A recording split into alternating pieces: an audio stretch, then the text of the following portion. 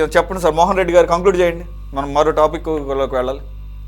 ఇప్పుడు లక్ష్మణ్ గారు చెప్పినట్టు ఒక మనిషికి ప్రమోషన్ కావాలంటే ఇంకో 11 మంది కూడా చేసినారంటే అది ఎవరికి ఇబ్బందికరమైనటువంటి లేని సందర్భం కాబట్టి చేసినారు, దాంట్లో చేస్తారు కూడా వాళ్ళు. మీరు చెప్పండి, నేను నా పర్సనల్ 2012లో 2021లో గ్రంథాలయ సంస్థ చైర్మన్ గా ఇచ్చినప్పుడు నేను జగన్మోహన్ రెడ్డి గారితో అపాయింట్మెంట్ పెట్టుకొని ఏది ఇది నాకు ఆ గ్రంథాలయ చైర్మన్ ఇచ్చినారు, ఇంత చిన్న పోస్ట్ నాకని చెప్తే ఆయన మీరు అడిగిన చైర్మన్ కదంటే చైర్మన్ అంటే ఇదేంటి సార్, అదే 2500 గౌరవేతనం వచ్చింది, 1 లక్ష రూపాయలు ఖర్చు వచ్చింది, ఎక్కడి నుండి తెచ్చి పెట్టుకోవాలంటే అప్పుడే ధనంజయ రెడ్డి గారిని పిలిచి మోహన్ రెడ్డి కోసం 13 జిల్లాల చైర్మన్ కి ఏ స్థాయిలో సదుపాయాలు ఉండే ఆ సదుపాయాలన్నీ చేయండి అని చెప్పినటువంటి వ్యక్తి జగన్మోహన్ రెడ్డి గారు.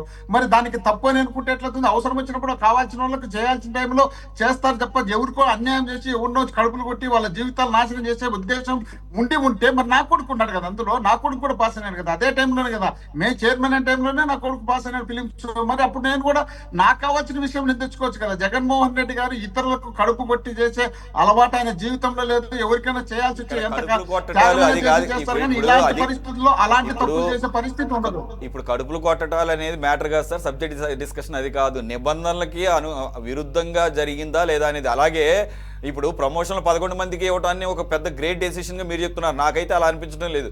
అది నిబంధనలకు విరుద్ధంగా జరిగినటువంటి నిర్ణయమే అది, కాకపోతే తెలివిగా చేశారు అంతే. దానికి ఒక సర్టెన్ ప్రాసెస్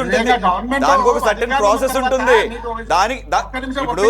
ఇప్పుడు ప్రమోషన్ రావడానికి సర్టెన్ పీరియడ్ ఉంటుంది. అలాగా సార్, ఒక్క నిమిషం ఆగండి.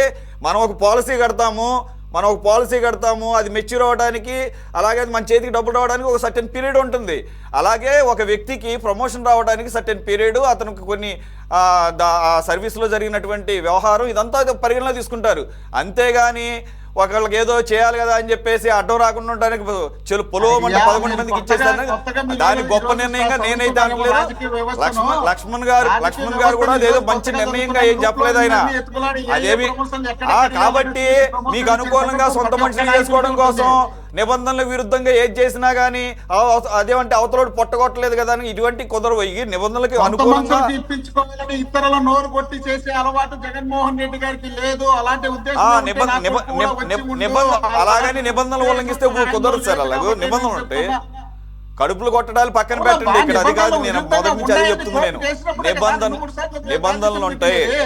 దాని ప్రకారం మనం ఒక వ్యవస్థలో బతుకుతున్నాము. ఆ వ్యవస్థలకు సంబంధించి కొన్ని నిబంధనలు ఉంటాయి. ఆ నిబంధనల్ని ఫాలో అవ్వాల్సినటువంటి బాధ్యత ప్రభుత్వ పెద్దల మీద ఉంటుంది.